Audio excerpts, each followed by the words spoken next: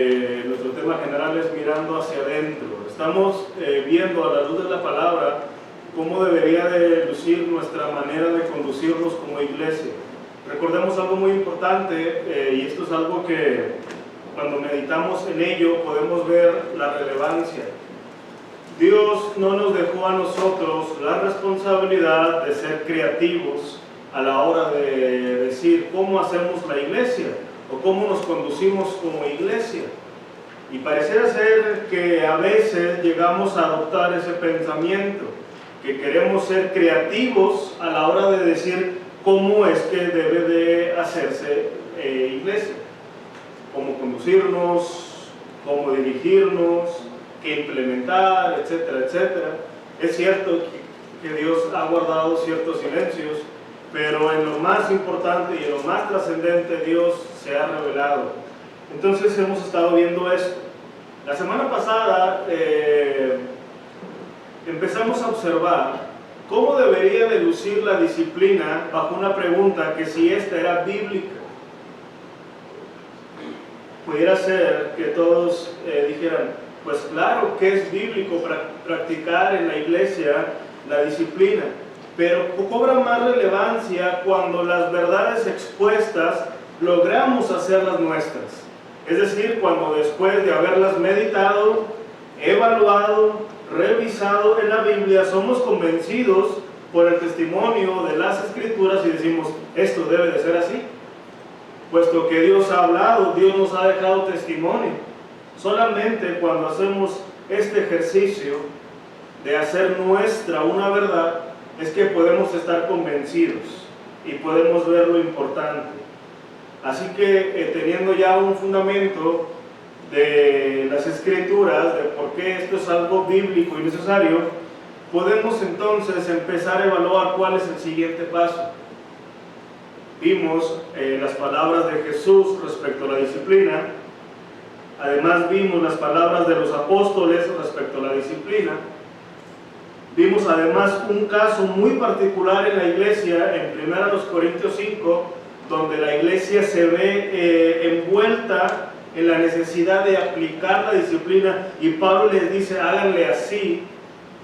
Y finalmente vimos el beneficio, la iglesia es protegida, los creyentes, por supuesto, que componen la iglesia son protegidos y finalmente la iglesia cumple su propósito de proteger el testimonio de Cristo.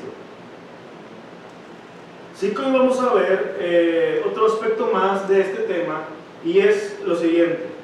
Vamos a establecer un marco evangélico para la práctica de la disciplina eclesiástica.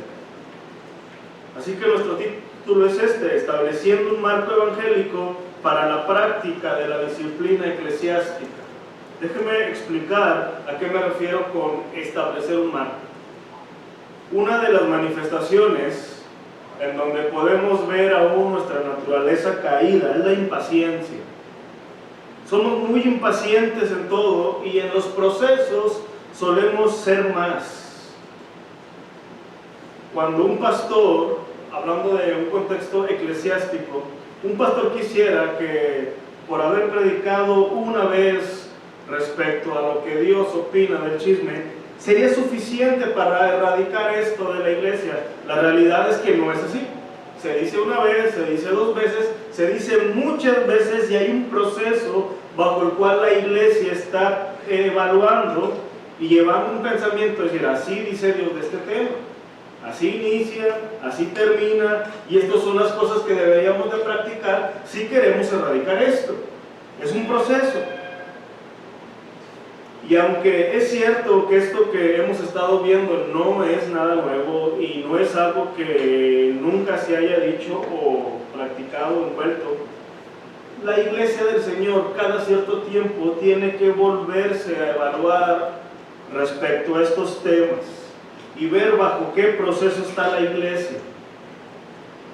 Y me refiero a un marco porque pudiera ser que alguien convencido por la Biblia diga, esto es así. Entonces tengo que practicar la disciplina y se dé cuenta rápidamente, mira, mi hermano me hizo esto, vamos a disciplinarlo. Ahora la pregunta es, ¿bajo qué marco de referencia está esa persona impulsado a ejercer la disciplina. Pudiera ser que muchos de nuestros marcos de referencia, más que la escritura, pudieran ser nuestro temperamento y personalidad, el momento únicamente, y querer que bajo eso rápidamente querer actuar. Y ahí es cuando la iglesia es dañada y lastimada, y buenos hermanos que están en ese proceso de crecimiento son afectados. Por eso, en algún comentario decía el pastor y escritor Mark Dever, si la iglesia no tiene un verdadero cimiento, dice, no ejerzas la disciplina, al menos no por el momento, hasta que el pensamiento real de todo lo que implica sea verdaderamente llevado a la iglesia, para que entonces haya un cimiento sólido para poder ejercer eso. Ahora, una de las cosas que mencioné la semana pasada es que la disciplina en la iglesia puede ser vista al menos de dos maneras: mediante un aspecto correctivo y mediante un aspecto preventivo. Aludimos al acto de corregir el pecado cuando hablamos de disciplina correctiva, y hablamos precisamente de evitar el pecado cuando hablamos de una disciplina preventiva, mediante una enseñanza continua y sistemática de todo el consejo de Dios. Ahora, ambas disciplinas, el preventivo y el correctivo, forman parte de la vida de la iglesia, ya sea de una manera formal e informal, forman parte de la vida de la iglesia. La disciplina preventiva debe de estar presente en toda la vida de nuestra iglesia, y la verdadera predicación, nosotros creemos en la verdadera predicación expositiva que expone todo el consejo de Dios, nos ayudará a poder ver a Dios como Él es, y naturalmente ver lo que a Dios le agrada, y por ende y de manera lógica poder ver todo lo que Dios ha desechado, todo lo que Dios repudia, y por tanto todo en lo que nosotros pudiéramos caer en pecado si desestimamos esto. Entonces muchas iglesias están practicando, quizás inconscientemente, este proceso de disciplina preventivo, enseñando la santidad de Dios, enseñando el verdadero arrepentimiento, enseñando todo lo que Dios desecha. Sin embargo, el mayor problema radica cuando una iglesia considera la disciplina en aspectos correctivos. He aquí el verdadero problema y reto para la iglesia del Señor. ¿Por qué digo esto?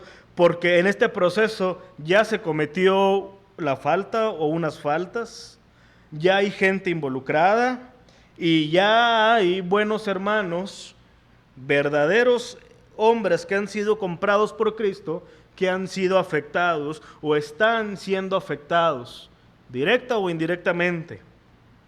Entonces la iglesia, junto con sus líderes, se enfrentan a las cuestiones difíciles y trascendentes.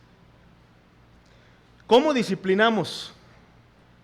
¿Cuántas personas deben de involucrarse en la disciplina? ¿Cuándo es necesario que toda la iglesia participe? ¿Qué medidas tomamos? ¿Amerita esta disciplina excomulgar a alguien? Ahora, ¿podemos estar seguros que la iglesia está lista para practicar la disciplina eclesiástica? Es decir, ese proceso por el cual primeramente fueron convencidos los líderes, ¿ya está siendo llevado a toda la iglesia? Déjame decirte, hermano, que para que la disciplina, según la ha dado Dios, pueda ser apreciada, entendida y posteriormente aplicada, primeramente debemos de comprender ciertos conceptos que, aunque pudieran ser muy sencillos porque resumen de manera muy sucinta lo que es la fe cristiana, deberían de permear todo nuestro pensamiento cristiano y por consiguiente la disciplina. Y yo quisiera que viéramos esto, un pequeño marco que no nos podemos salir de él y que deberíamos de considerar siempre a la hora de vivir la fe cristiana, pero bajo nuestro contexto, a la hora de evaluar la disciplina en el aspecto de cómo aplicarla. Cuando una iglesia es convencida por las Escrituras en el tema de la disciplina, vuelvo a insistir, nos vamos a hallar en esta difícil situación de cómo disciplinar, cuándo disciplinar, cuánto debe de durar la disciplina. Todos los que hemos sido presentes en algún lugar de este tema, hemos visto quizás cómo personas han sido afectadas. Déjame darte un ejemplo. La Biblia dice que mentir es ofensivo, que es pecaminoso. Ahora hago la siguiente pregunta: ¿quiere esto decir que toda la iglesia debe de ser convocada siempre que un miembro de nuestra iglesia mienta? Por supuesto que no. Mucho depende entonces de las circunstancias que acompañan la mentira o las mentiras. ¿Cuán trascendente es? ¿Persiste en ella la persona? ¿Existe ya un vicio en estar mintiendo? Ahora, en algún lugar debe de existir una línea divisoria entre una mentira que merece ser resuelta en privado y una mentira que merece ser resuelta en público, con toda la asamblea. Esta es la razón por la cual se necesita tanta sabiduría, y este es el verdadero reto de ejercer la disciplina correctamente. Así que yo estoy convencido que la iglesia, y junto con los líderes, estaremos más equipados para reconocer e identificar esas líneas de cuando se han cruzado, si consideramos el siguiente marco. Al menos vamos a ver lo siguiente: ¿qué es el Evangelio? ¿Qué significa ser cristiano? Y volver a insistir en qué es una iglesia local y qué significa ser un miembro de una iglesia local. Son palabras que digo que son muy sencillas porque estamos tan familiarizadas, pero lamentablemente a veces lo sencillo pareciera ser que es desestimable.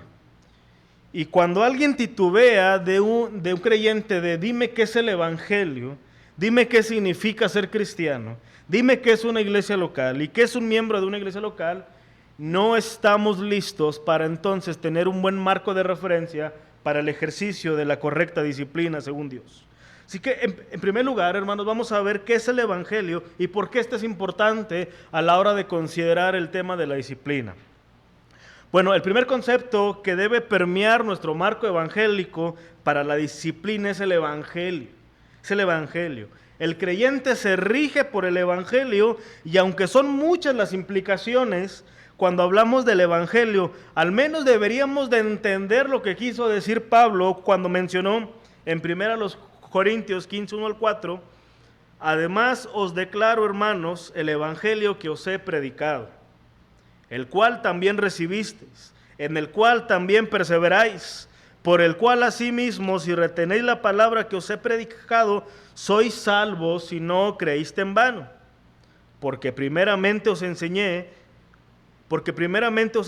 lo que asimismo recibí, que Cristo murió por nuestros pecados conforme a las Escrituras, y que fue sepultado y que resucitó al tercer día conforme a las Escrituras.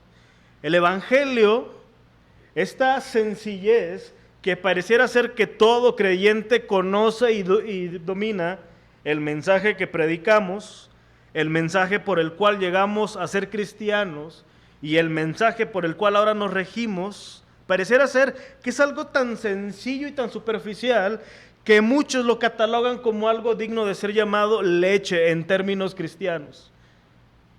Esto dista mucho de la realidad.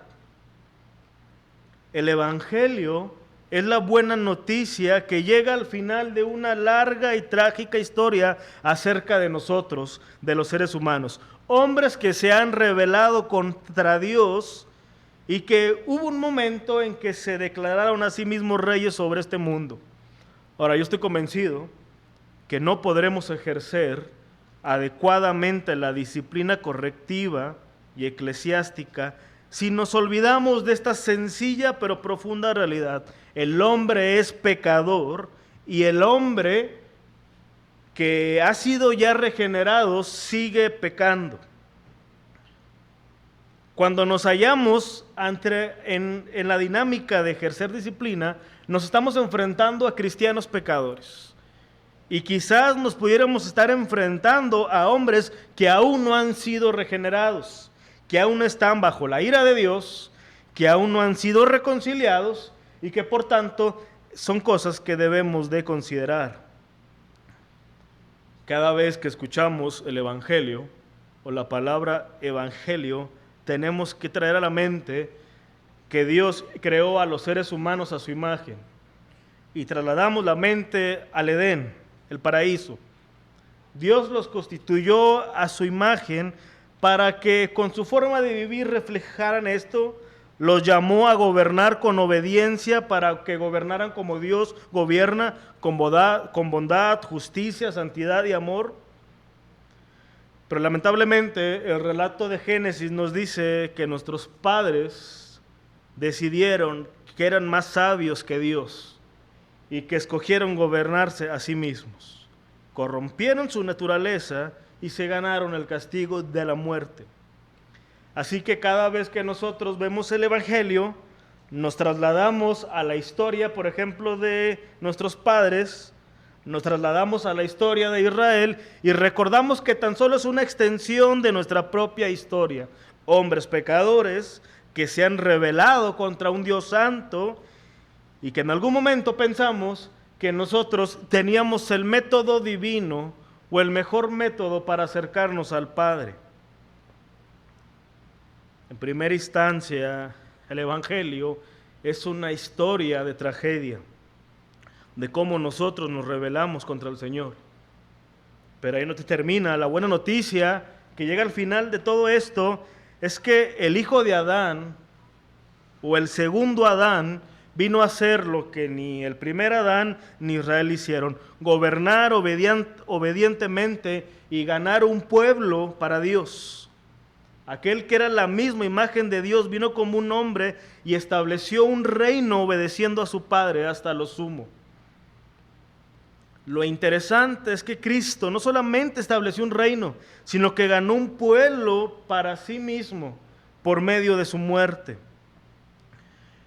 Ahora, todo esto tiene una gran relevancia porque cuando nosotros nos enfrentamos en el ejercicio de la disciplina, antes que salga a colación nuestra personalidad, nuestro temperamento y nuestro ego tan herido porque nos sentimos tan ofendidos, debemos recordar que el Evangelio nos dice que esas personas que van a ser disciplinadas ya han sido reconciliados con el Padre. Y por tanto el Evangelio nos vuelve a decir que la disciplina tiene ese propósito: volver a restaurar la comunión de tal persona con Dios. Y todo eso lo ha hecho posible el Evangelio. El Evangelio nos dice que fuimos introducidos por gracia, pero también nos dice que continuamos viviendo por gracia. De la misma manera que no pudimos salvarnos a nosotros, no podemos continuar viviendo bajo nuestros méritos. Tenemos que volver una y otra vez al Evangelio, a recordarnos nuestra condición y de recordarnos nuestra dependencia del Señor. Así que de una manera muy resumida decimos que la buena noticia es que Jesucristo ha ganado la salvación y gobierna para todos aquellos que ponen su confianza en el Señor, lo cual incluye el perdón de pecados, la reconciliación con Dios por medio de Cristo, la reconciliación con la familia de Dios y un nuevo corazón habitado por el Espíritu Santo. Cuando digo que este primer elemento debe de formar parte de nuestro marco a la hora de considerar la disciplina eclesiástica, me estoy extendiendo que el Evangelio tan solo es una extensión misma de la palabra de Dios. Así que decir que debemos de considerar el Evangelio es, debemos de considerar las Escrituras a la hora de evaluar cuándo es correcto e incorrecto la disciplina. ¿A ti te pudiera parecer esto muy insistivo? Pero déjame decirte que por lo que he visto y platicado e investigado, muchas de las maneras en que se pudieran ejercer la disciplina eclesiástica dentro del contexto cristiano nada tiene que ver con el Evangelio. Pero en segundo lugar, otro marco que nos va a ayudar mucho a nosotros es qué significa ser cristiano. Si a ti te preguntan qué significa ser cristiano, porque tú lo eres, ¿no? ¿Qué le dirías? Bueno, aquí no hay una sola respuesta. Por ejemplo, pudiéramos empezar diciendo que un cristiano es alguien que ha sido perdonado y unido a Cristo por medio de la sangre de nuestro Señor Jesucristo. Es alguien a quien se le ha dado una nueva naturaleza por el Espíritu Santo. Pero hay mucho más en el cristiano que una nueva posición y una nueva naturaleza. El cristiano, ser cristiano también significa ser parte de una nueva familia, la iglesia. Por definición, el cristiano ahora es miembro del cuerpo de Cristo, que es la iglesia. Así que podemos decir que ser reconciliado con Cristo significa ser reconciliado con la familia de Dios. Ve lo que dice Efesios capítulo 3, versículo 6. Que los gentiles son coherederos y miembros del mismo cuerpo y copartícipes de la promesa en Cristo Jesús por medio del Evangelio. Así que más allá de una nueva posición, también ser cristiano representa ser integrante de una familia que es la iglesia. En Efesios 2, Pablo hace una conexión. Primero nos dice que hemos sido salvados por gracia. Y conocemos ese pasaje donde dice Pablo que por gracia sois salvos por medio de la fe y que todo esto no ha sido obra nuestra, sino de Dios para que el hombre no se gloríe. Pero más adelante nos dice que hubo un tiempo en que había un muro de división entre el hombre y Dios. Y que ese muro ha sido derribado por Cristo, de tal manera que ya no hay judíos ni gentiles, sino que en Cristo somos uno solo y que venimos a ser parte de esa familia llamada iglesia. Así que ser cristiano significa haber sido adoptado por Dios para integrarnos en una nueva familia llamada iglesia. Así que esto es tan importante. Porque si hablamos de la disciplina, estamos hablando que estamos disciplinando al integrante de una familia. Si usted tiene un problema con un niño de nuestra iglesia o con un joven de nuestra iglesia, antes de usted disciplinarlo, llamarle la atención, cuestionarlo o regañarlo, usted considera que ese niño o ese hijo tiene padres, que tiene una familia, que va a responder, que también le tiene que decir por qué lo está regañando. Nosotros no podemos desestimar esto. La disciplina no es un ejercicio individual y exclusivo, aislado. Estamos disciplinando a alguien que forma parte de una familia.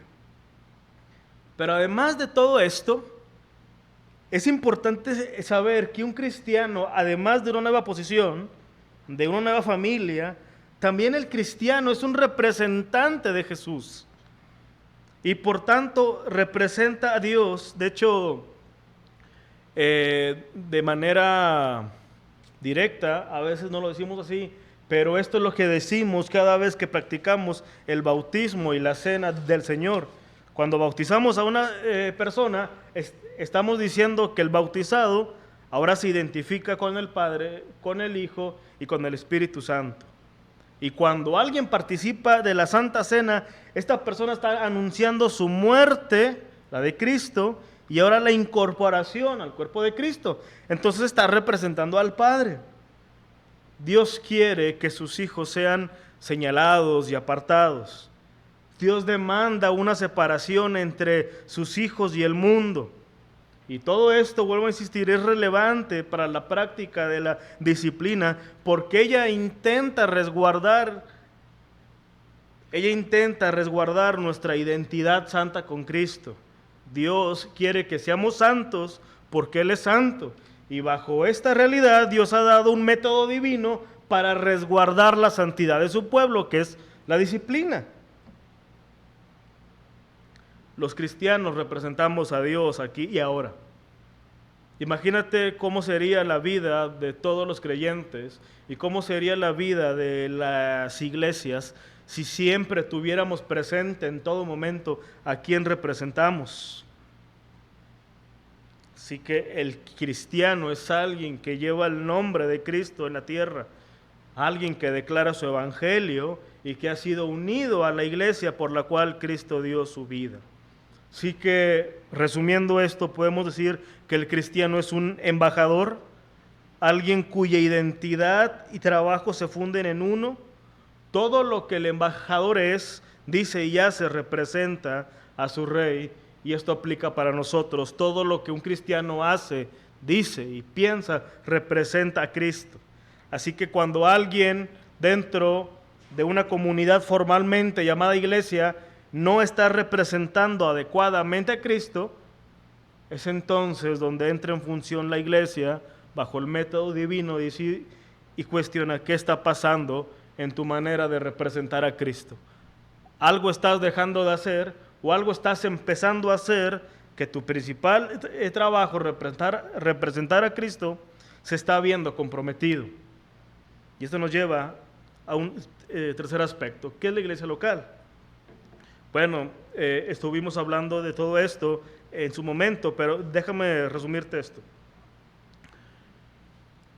Es importante es importante insistir constantemente sobre la iglesia local.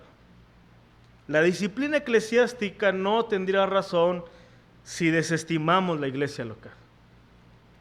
¿En qué consiste una iglesia local? Definitivamente la iglesia local es algo más que cristianos que se reúnen. Y a veces pensamos que una iglesia local es simplemente un grupo de creyentes escuchando a alguien al frente predicando regularmente. Y esto no es una iglesia. 10 cristianos que coincidieron en un parque y se toman una nieve no son una iglesia local. Estudiamos Mateo 18 y vimos que Jesús ha concedido una autoridad celestial a los cristianos reunidos bajo una iglesia local. Y esta autoridad que Cristo ha delegado a la iglesia, no la ha delegado de manera personal, ni de manera individual, ni a un grupo paraeclesiástico. Dios ha otorgado una autoridad especial a la iglesia.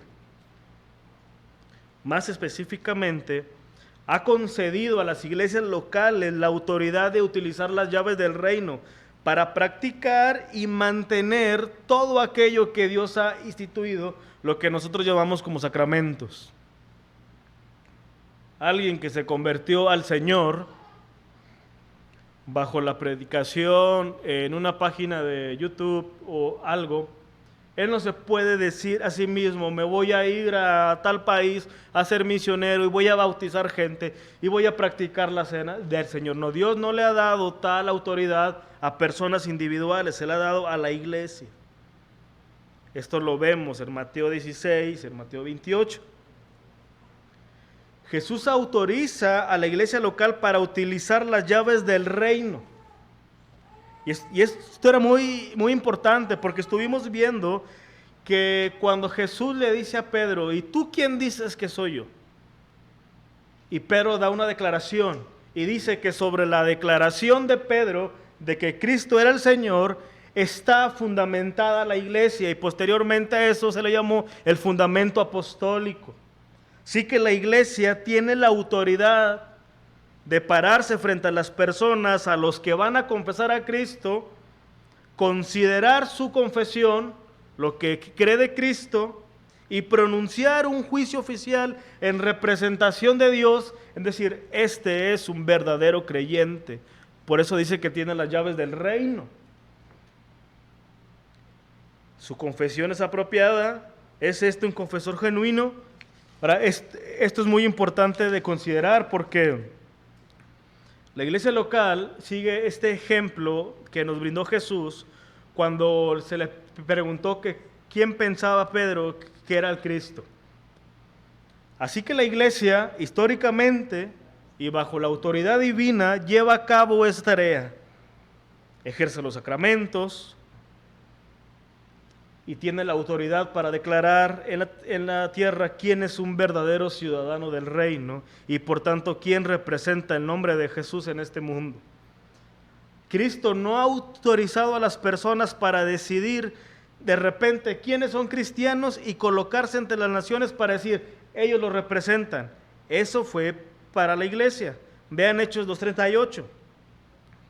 La multitud de Jerusalén preguntó a Pedro, ¿qué tenían que hacer para ser salva? Él respondió, arrepentíos y bautícese cada uno de vosotros. Necesitaron la confirmación oficial de la iglesia en Jerusalén. Aquí donde debemos de recordar que el poder de la iglesia local es declaratorio. Es decir, una iglesia no convierte a nadie en ciudadanos del reino. No creemos como los romanistas. Pero una iglesia sí tiene la responsabilidad de declarar quién pertenece y quién no al reino de Cristo. Por eso cuando decimos, estos son nuestros miembros oficiales, estamos diciendo que respaldamos su profesión de fe y su testimonio y por tanto dentro de las posibilidades que Dios nos ha dado, decimos es un auténtico hijo de Dios. Al menos que alguien tenga un problema y diga, por su testimonio y por su manera de creer, yo cuestiono que él sea un creyente. Pero todo eso es un poder que el Señor ha dado a la iglesia, a la auténtica iglesia del Señor que tiene como fundamento las Escrituras. Así que pudiéramos decir, de alguna manera, que la iglesia es como una embajada que tiene esa autoridad para declarar quiénes son ciudadanos oficiales y quiénes no. Pero por supuesto que la iglesia es más que una institución con autoridad, también es un cuerpo, es una familia, es un rebaño, es un templo, es aquella que resguarda la verdad de Dios y muchas cosas más. Pero no debemos olvidar el hecho de que es una institución en la tierra, valga la redundancia, instituida por Cristo, con autoridad para declarar quiénes son sus ciudadanos y embajadores. Entonces todo esto, cuando lo unimos a la disciplina eclesiástica, es que la iglesia puede identificar a quién disciplinar. Nosotros no somos llamados a disciplinar a los que no pertenecen a nuestra comunidad. Alguien puede decir, hermano, yo vi a una persona en internet que dice que es creyente, pero hizo esto, hay que disciplinarlo. No forma parte de nuestra comunidad. Y eso nos lleva, por último, a considerar quién es un miembro de la iglesia. ¿Qué significa ser un miembro de la iglesia? Antes de considerar esto, déjame decirte lo siguiente. Cuando decimos que la iglesia local tiene la autoridad y el poder de las llaves, no estamos diciendo que la iglesia no se va a equivocar a la hora de ejercer la disciplina.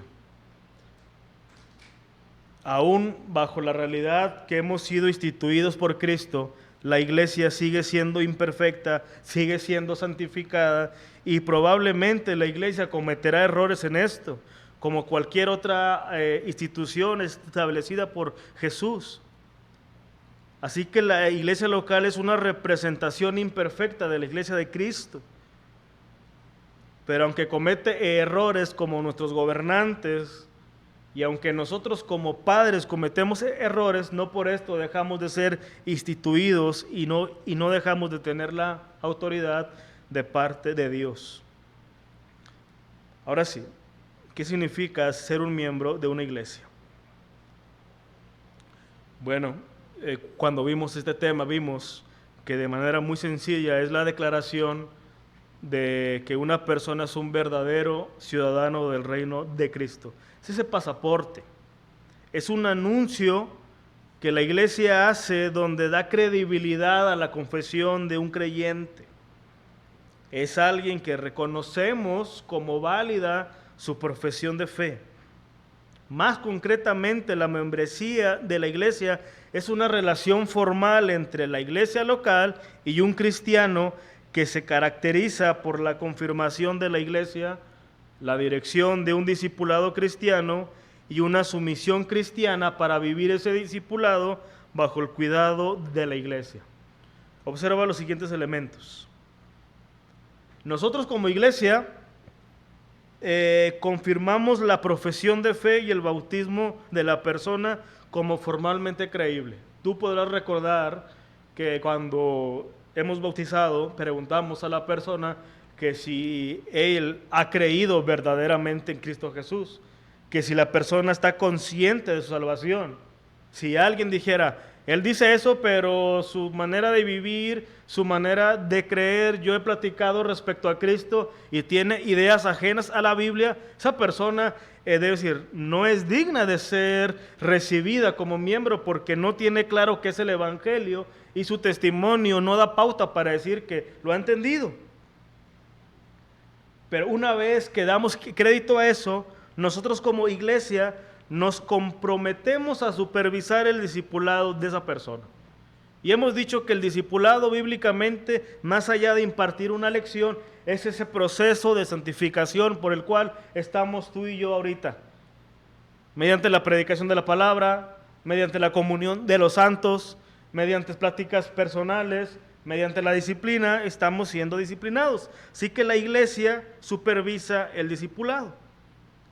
Pero además, el ahora miembro de la iglesia también dice que se somete formalmente al discipulado, al servicio de la iglesia y de sus líderes, siempre y cuando la iglesia permanezca aún bajo la sumisión a las Escrituras. Así que hay un acuerdo.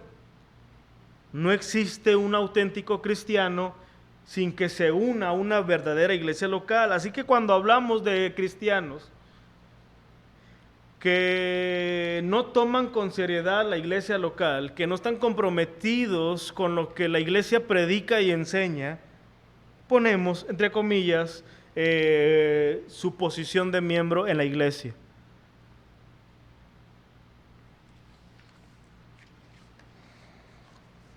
Dicho de otra manera, la membresía de la iglesia no tiene que ver con demandas adicionales.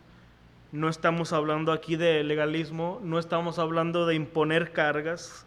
Estamos viendo de la formalidad que debe de haber entre un creyente y el cuerpo de Cristo. Es un aspecto formal establecido por el Señor y además que hemos visto que en todos los ejemplos neotestamentarios, cuando se hablan de la membresía, están hablando de la identificación de esa persona con una iglesia en particular. Pablo no llamó a la iglesia de Éfeso a disciplinar a la de Corinto y viceversa. Cuando hubo un problema entre Evodia y Síntique, Pablo no hace un llamado a otras iglesias en que intervengan, sino que ellas mismas resuelvan dentro de su comunidad ese problema. Ahora, culminemos con lo siguiente, hermanos. Y uniendo todo esto, he tratado de transmitir que nosotros como creyentes y como iglesia debemos de observar este concepto de disciplina en todo el Nuevo Testamento y específicamente cada vez que Pablo se dirige a las iglesias. Pero cuando hemos sido convencidos de esta realidad como algo que resguarda a la iglesia y a los creyentes, nosotros nos vemos en la necesidad imperiosa de rodearnos de un marco evangélico. ¿Qué es el evangelio? ¿Qué significa ser cristiano? ¿Qué es una iglesia local? ¿Y qué es un miembro de la iglesia? Todos estos elementos deben de ser puestos en la mesa y considerados a la hora que vamos a tratar un caso de disciplina. Y de aquí digo lo siguiente, hermanos, y con esto culmino. Cada vez que nosotros hablamos de la disciplina bajo este marco, estamos a la expectativa de ser transformados. El nuevo pacto promete que la iglesia vivirá vidas transformadas por medio del poder del evangelio. Aunque ese cambio llegue despacio, las iglesias deben de esperar ese cambio visible, el fruto visible de la gracia y el Espíritu de Dios. Así que la disciplina es la respuesta correcta a la falta de fruto visible, inclusive a la presencia de malos frutos. Nosotros como iglesia, hermanos, esperamos mutuamente ver vidas transformadas aquí. Entonces, cuando las vidas no están siendo transformadas, la disciplina responde a ello. ¿Qué está pasando con ese fruto visible de gracia y del Espíritu de Dios? Tomando en cuenta la paciencia y el proceso. Pero en segundo lugar, también hablamos de la tarea de representar a Cristo. Nosotros como creyentes debemos de ser copias de Cristo, representándolo en el mundo. Así que el concepto de representación surge de la idea de que Jesús es nuestro Señor. Y se basa en el hecho de que a los cristianos se les ha dado una nueva responsabilidad y posición.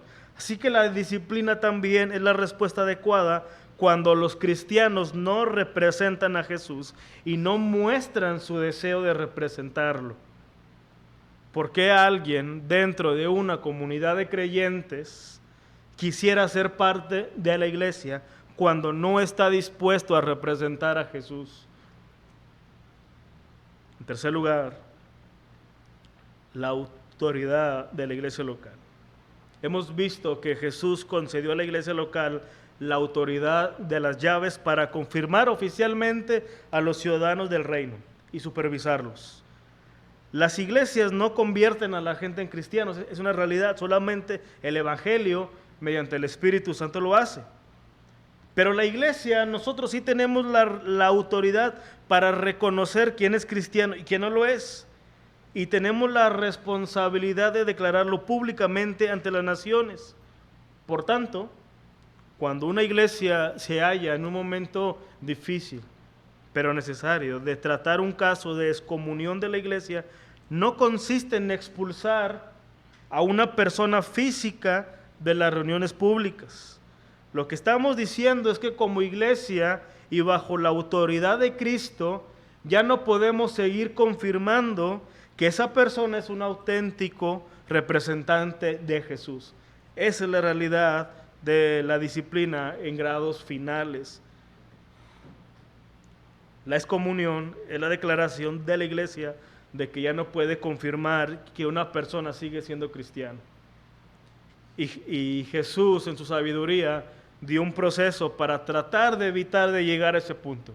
Pero cuando se ha llegado a ese punto, dice, la iglesia téngalo por gentil y publicano, que es una manera de decir, esta persona no es un auténtico cristiano. Y por tanto no lo reconozcan como tal. Pero por último, hermanos, la membresía como sumisión. Un pensamiento final de este punto es que en obediencia a Cristo, los cristianos son llamados a someterse a la confirmación de las iglesias locales y a la supervisión de sus líderes. Por tanto, cuando son advertidos de un posible acto disciplinario, los miembros de la iglesia no pueden adelantarse a la acción de la iglesia con una simple dimisión. Yo no soy miembro, por tanto no me puedes disciplinar. Tú dirás, esto ha pasado en muchos lugares cuando las personas realmente no quieren ser llevadas bajo este proceso, lo cual están diciendo que están rechazando a Cristo mismo. Así que hermanos, yo quisiera que esta noche oremos y que consideres, quizás ya lo habías hecho de esta manera, y lo cual te animo que lo sigas considerando, pero que no es tan fácil como pareciera ser. No se trata de que alguien hizo mal y vamos con el látigo. No se trata de que alguien se está enfriando y expongámoslo ante toda la iglesia. Se trata de ser sabios en el Señor. Y se trata de ser verdaderos creyentes, considerando todo el marco de la fe que nos fue dada, con el fin de volver a los que se enfrían a la comunión de la iglesia, de volver a aquellos que están desestimando a Cristo, que lo puedan estimar verdaderamente y poder confrontar a aquellos que quizás están dudando para evaluar si verdaderamente son creyentes. Dios nos use como iglesia para ser una iglesia santa que tema al Señor y que participa de esto. Oremos. Padre, te damos gracias una vez más, porque entendemos, Señor, que tú eres sabio y que tú has dejado, Señor, los lineamientos. Y aunque hay cosas, Señor, que a nuestra propia lógica pareciera ser no tener razón o peso, ese es tu camino, Señor, y nosotros no somos más sabios que tú. Nosotros no quisiéramos nunca tener que pasar por un proceso de disciplina grave. Nunca quisiéramos, Señor, ver a uno de los nuestros en una condición que amerite la disciplina. Pero tú has dicho, Señor, que tú al que amas disciplinas, y nosotros queremos hacerles ver a nuestros hermanos que cuando les confrontamos, los exponemos, es una manera de decirles que los amamos, que nos preocupa su condición, que queremos que estén cerca de Cristo. Danos sabiduría, danos gracia y danos humildad, Señor, para practicarla de manera correcta. Nos ponemos en tus manos en el nombre de Jesús. Amén.